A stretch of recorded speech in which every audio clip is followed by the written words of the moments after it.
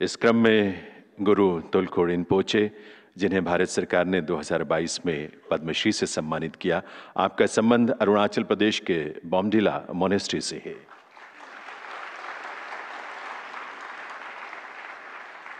Most venerable Ithaca Mahathera, आप असम के पूर्वांचल भिक्षु संघ के संघ नायक हैं। हिज एमिनेंस 7th क्याब्जे योंगसिन लिंग रिनपोचे, आपका संबंध हिमाचल प्रदेश के द्रिपुंग लोसलिंग मोनेस्ट्री से है। वेनरेबल डॉक्टर धम्मज्योति, आप बिहार के नवनालंदा महाविहार में एसोसिएट प्रोफेसर हैं। हिज एमिनेंस 13th कुंडलिंग रिनपोचे, आपका संबंध कर्नाटका के द्रिपुंग गोमांग मोनेस्ट्री से है। और वेनरेबल पन्य रखिता जी, अरुणाचल प्रदेश महाबोधि मैत्री महामंडल के अध्यक्ष। बहुत बहुत आभार माननीय प्रधानमंत्री महोदय का। अब समय है माननीय प्रधानमंत्री महोदय के संबोधन का।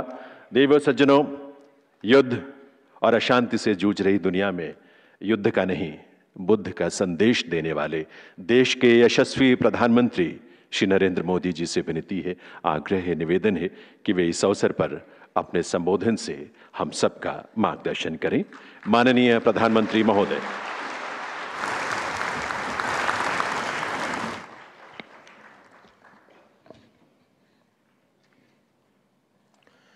नमो बुद्धाय। संस्कृति मंत्री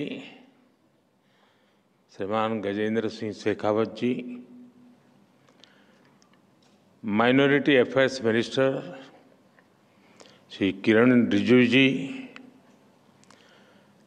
भंते भदंत राहुल बोधी महाथेरो जी,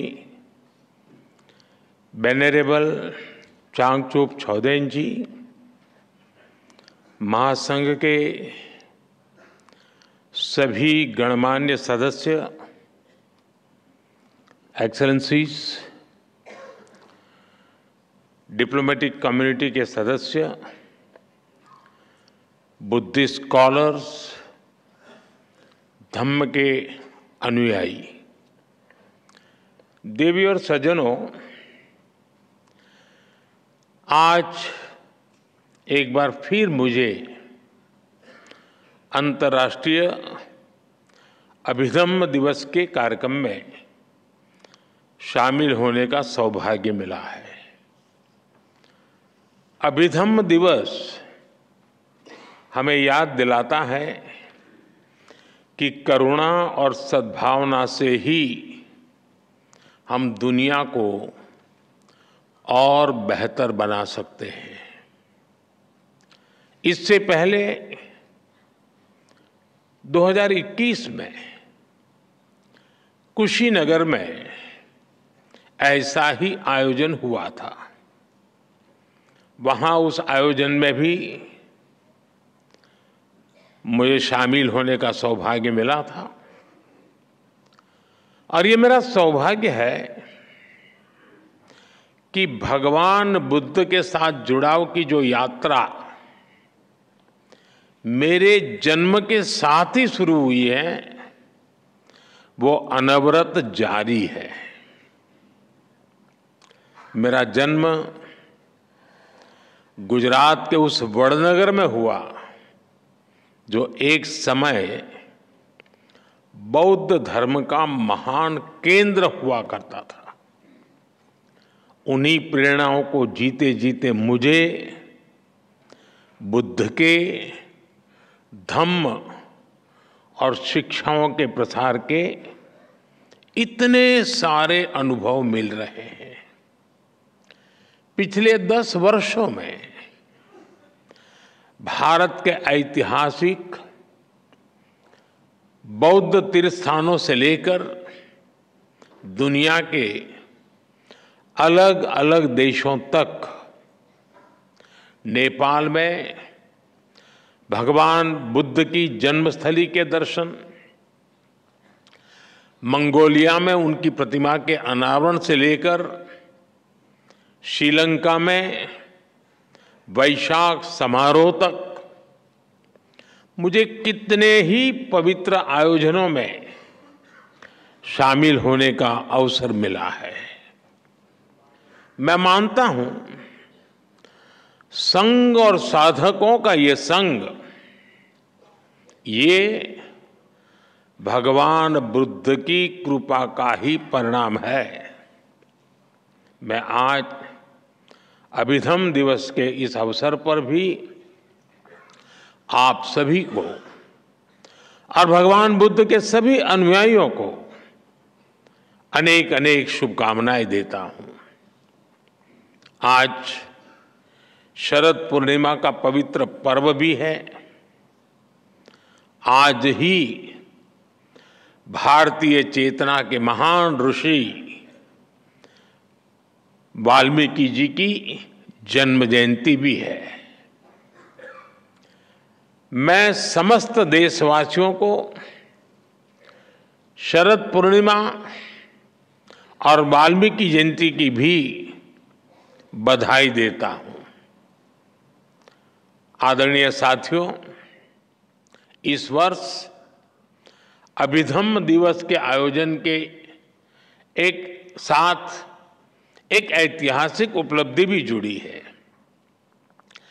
भगवान बुद्ध के अभिधम्म, उनकी वाणी, उनकी शिक्षाएं जिस पाली भाषा में ये विरासत विश्व को मिली है, इसी महीने भारत सरकार ने उसे क्लासिकल लैंग्वेज, शास्त्रीय भाषा का दर्जा दिया है। और इसलिए आज ये अवसर और भी खास हो जाता है। पाली भाषा को क्लासिकल लैंग्वेज का ये दर्जा, शास्त्रीय भाषा का ये दर्जा, पाली भाषा का ये सम्मान भगवान बुद्ध की महान विरासत का सम्मान है। आप सभी जानते हैं, अभिधम्म धम्म के निहित है। धम्म को, उसके मूल भाव को समझने के लिए पाली भाषा का ज्ञान आवश्यक है। धम्म यानी बुद्ध के संदेश, बुद्ध के सिद्धांत। धम्म यानी मानव के अस्तित्व से जुड़े सवालों का समाधान। धम्म यानी मानव मात्र के लिए शांति का मार्ग। धम्म यानी बुद्ध की सर्वकालिक शिक्षाएं। और धम्म यानी समूची मानवता के कल्याण का अटल आश्वासन। पूरा विश्व भगवान बुद्ध के धम्म से प्रकाश लेता रहा है। लेकिन साथियों, दुर्भाग्य से पाली जैसी प्राचीन भाषा, जिसमें भगवान बुद्ध की मूल वाणी है, वो आज सामान्य प्रयोग में नहीं है। भाषा केवल संवाद का माध्यम भर नहीं होती। भाषा सभ्यता और संस्कृति की आत्मा होती है। हर भाषा से उसके मूल भाव जुड़े होते हैं। इसलिए भगवान बुद्ध की वाणी को उसके मूल भाव के साथ जीवंत रखने के लिए पाली को जीवंत रखना, ये हम सबकी जिम्मेदारी है।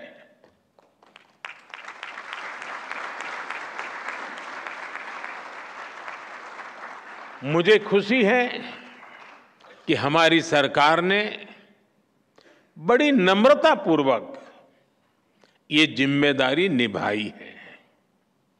भगवान बुद्ध के करोड़ों अनुयायियों को, उनकी लाखों भिक्षुकों की अपेक्षा को पूरा करने का हमारा नम्र प्रयास है। मैं इस महत्वपूर्ण निर्णय के लिए भी आप सबको बहुत बहुत बधाई देता हूं।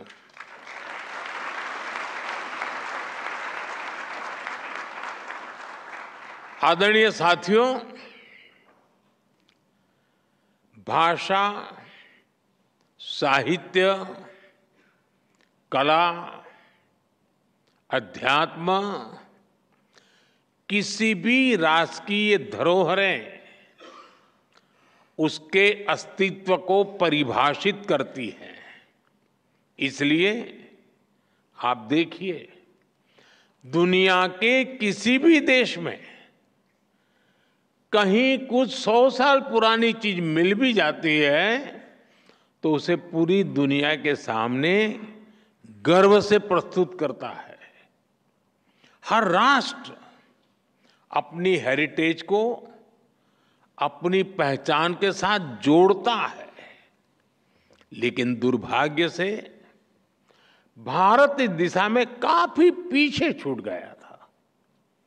आजादी के पहले भारत की पहचान मिटाने में लगे आक्रमणकारी और आजादी के बाद गुलामी की मानसिकता के शिकार लोग भारत में एक ऐसे इकोसिस्टम का कब्जा हो गया था जिसने हमें उल्टी दिशा में धकेलने के लिए काम किया। जो बुद्ध भारत की आत्मा में बसे हैं, आजादी के समय बुद्ध के जिन प्रतीकों को भारत के प्रतीक चिन्हों के तौर पर अंगीकार किया गया, बाद के दशकों में उन्हीं बुद्ध को भूलते चले गए। पाली भाषा को सही स्थान मिलने में 7 दशक ऐसे ही नहीं लगे। लेकिन साथियों, देश अब उस हीन भावना से मुक्त होकर आत्मसम्मान, आत्मविश्वास, आत्मगौरव के साथ आगे बढ़ रहा है। देश इसी बदौलत बड़े फैसले कर रहा है। इसलिए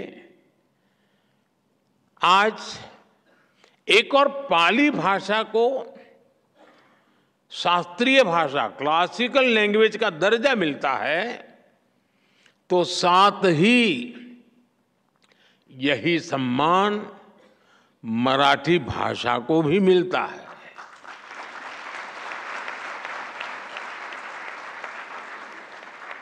और देखिए कितना बड़ा सुभग संयोग है कि बाबा साहब आम्बेडकर से भी ये सुखद रूप से जुड़ जाता है। बौद्ध धर्म के महान अनुयायी हमारे बाबा साहब आम्बेडकर, पाली में उनकी धम्म दीक्षा हुई थी और वो स्वयं उनकी मातृभाषा मराठी थी। इसी तरह हमने बांग्ला, असमिया और प्राकृत भाषा को भी शास्त्रीय भाषा, क्लासिकल लैंग्वेज का दर्जा दिया है।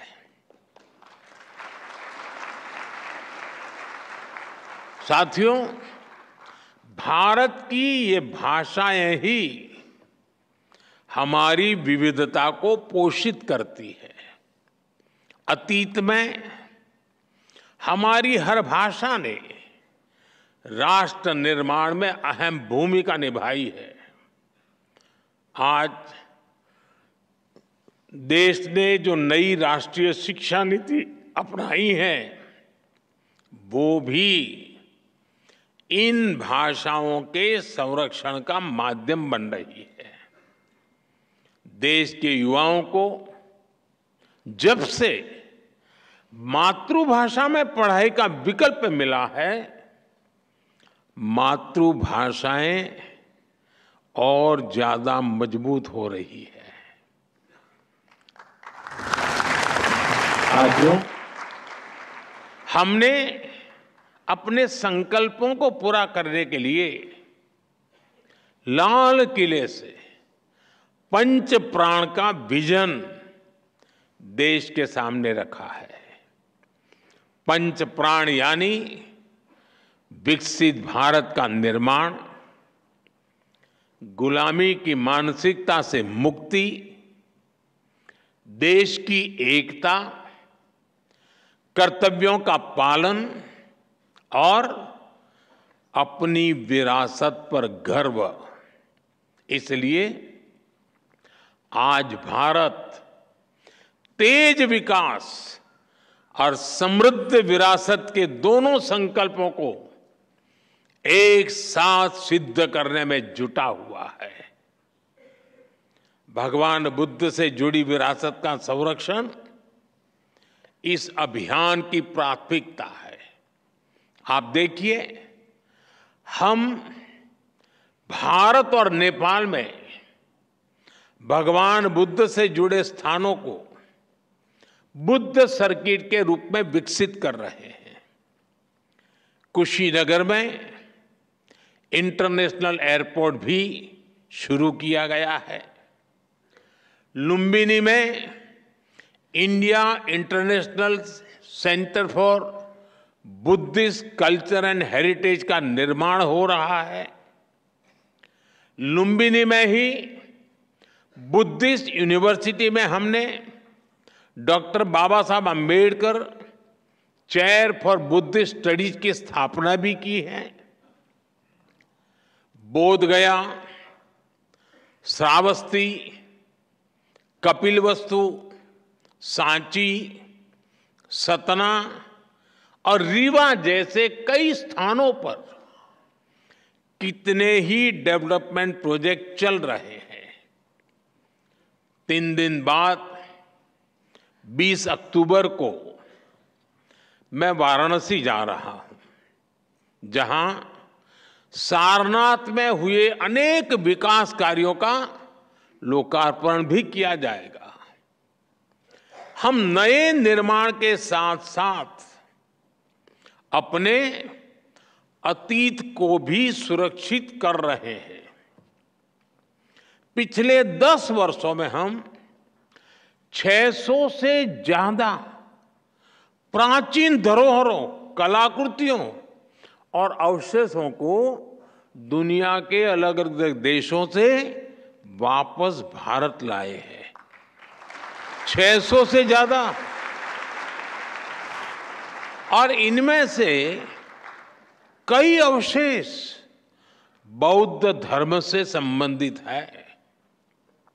यानी बुद्ध की विरासत के पुनर्जागरण में भारत अपनी संस्कृति और सभ्यता को नए सिरे से प्रस्तुत कर रहा है। आदरणीय साथियों, भारत की बुद्ध में आस्था केवल अपने लिए ही नहीं, बल्कि पूरी मानवता की सेवा का मार्ग है। दुनिया के देश जो भी बुद्ध को जानने और मानने वाले लोग हैं, उन्हें हम इस मिशन में एक साथ ला रहे हैं। मुझे खुशी है, दुनिया के कई देशों में इस दिशा में सार्थक प्रयास भी किए जा रहे हैं। म्यांमार, श्रीलंका, थाईलैंड समेत कई देशों में पाली भाषा में टिकाएं संकलित की जा रही है। भारत में भी हम ऐसे प्रयासों को तेज कर रहे हैं। पारंपरिक तरीकों के साथ साथ हम पाली को ऑनलाइन प्लेटफॉर्म्स, डिजिटल आर्काइव्स और ऐप्स के जरिए भी प्रमोट करने की तरफ आगे बढ़ रहे हैं।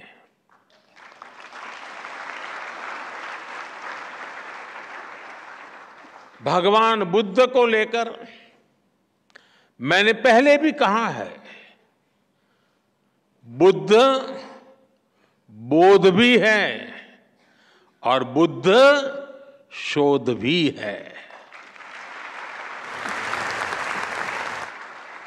इसलिए हम भगवान बुद्ध को जानने के लिए आंतरिक और एकेडमिक दोनों तरह की रिसर्च पर जोर दे रहे हैं और मुझे खुशी है कि इसमें हमारे संघ, हमारे बौद्ध संस्थान, हमारे भिक्षुगण इस दिशा में युवाओं का मार्गदर्शन कर रहे हैं।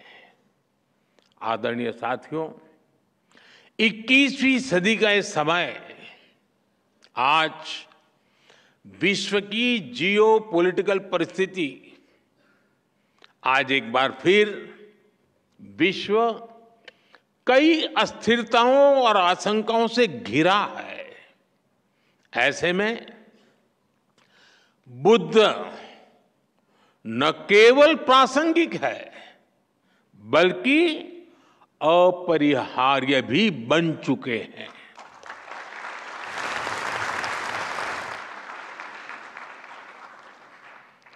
मैंने एक बार यूनाइटेड नेशंस में कहा था, भारत ने विश्व को युद्ध नहीं बुद्ध दिए हैं।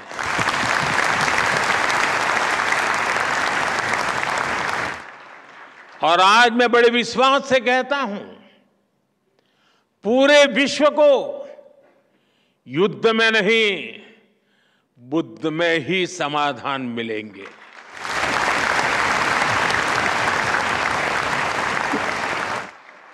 मैं आज अभिधम्म पर्व पर पूरे विश्व का आह्वान करता हूं, बुद्ध से सीखिए, युद्ध को दूर करिए, शांति का पथ प्रशस्त करिए, क्योंकि बुद्ध कहते हैं नत्थि सन्ति परम सुखम, अर्थात शांति से बड़ा कोई सुख नहीं है।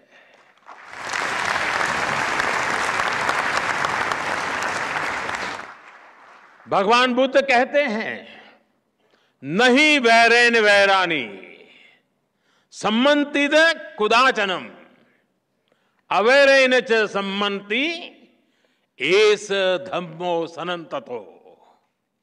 वैर से वैर, दुश्मनी से दुश्मनी शांत नहीं होती।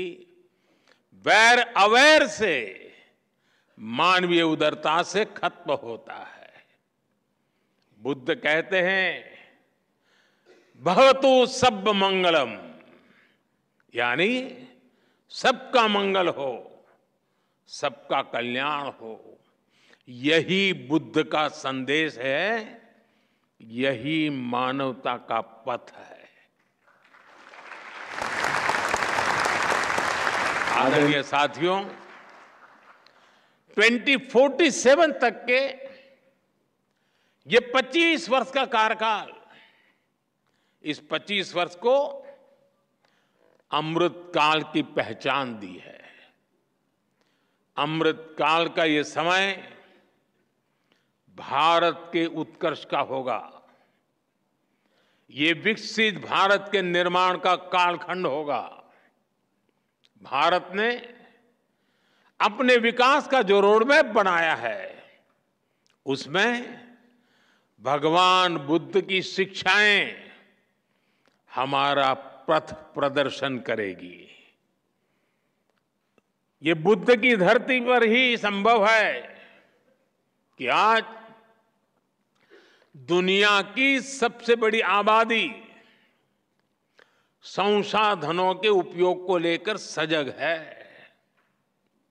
आप देखिए, आज क्लाइमेट चेंज के रूप में इतना बड़ा संकट दुनिया के सामने है।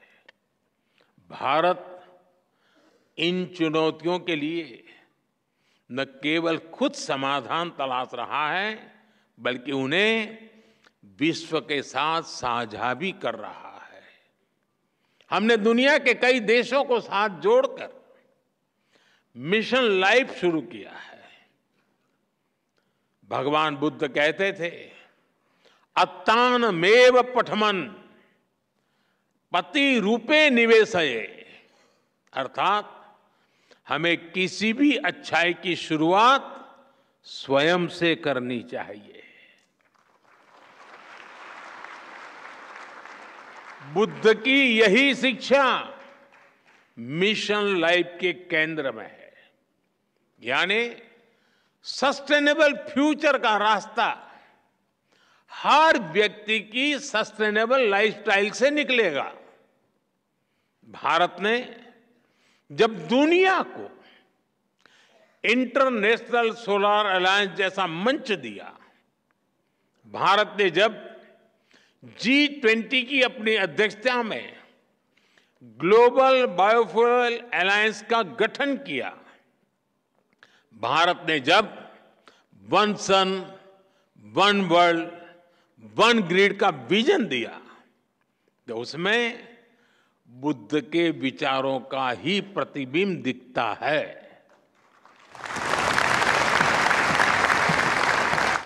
हमारा हर प्रयास दुनिया के लिए सस्टेनेबल फ्यूचर को सुनिश्चित कर रहा है।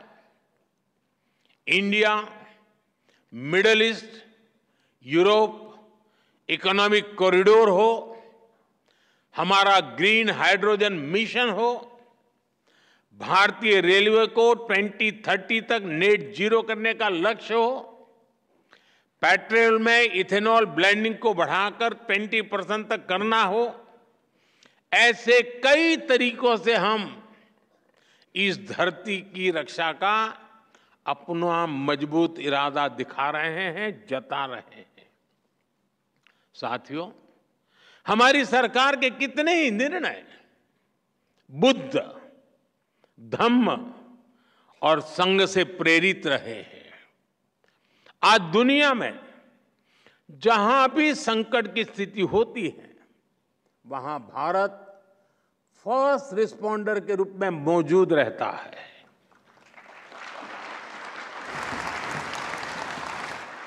यह बुद्ध के करुणा के सिद्धांत का ही विस्तार है।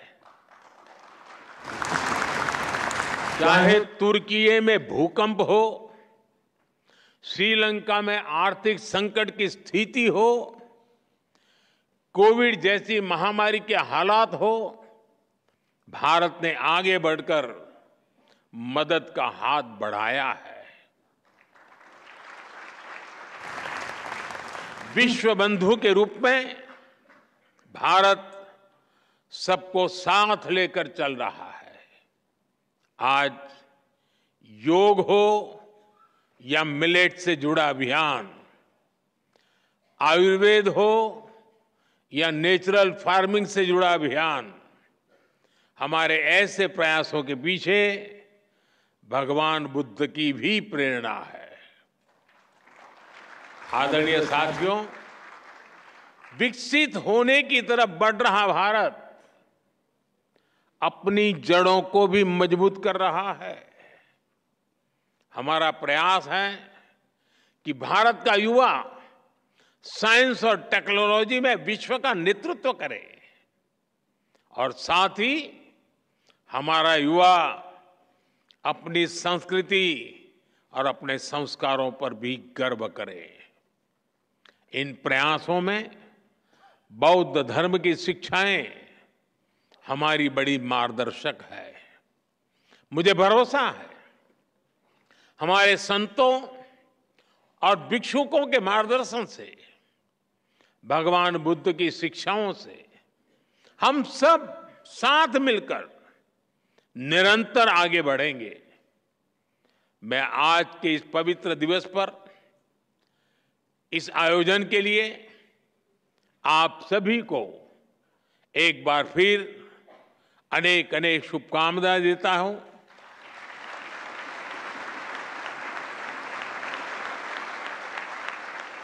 और पाली भाषा शास्त्रीय भाषा बनने के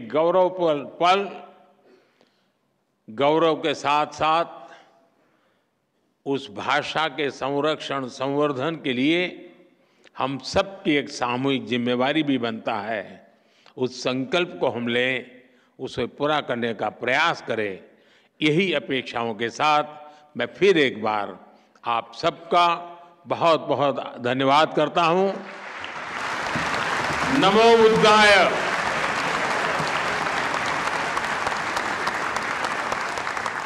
बहुत बहुत आभार माननीय प्रधानमंत्री श्री नरेंद्र मोदी जी का।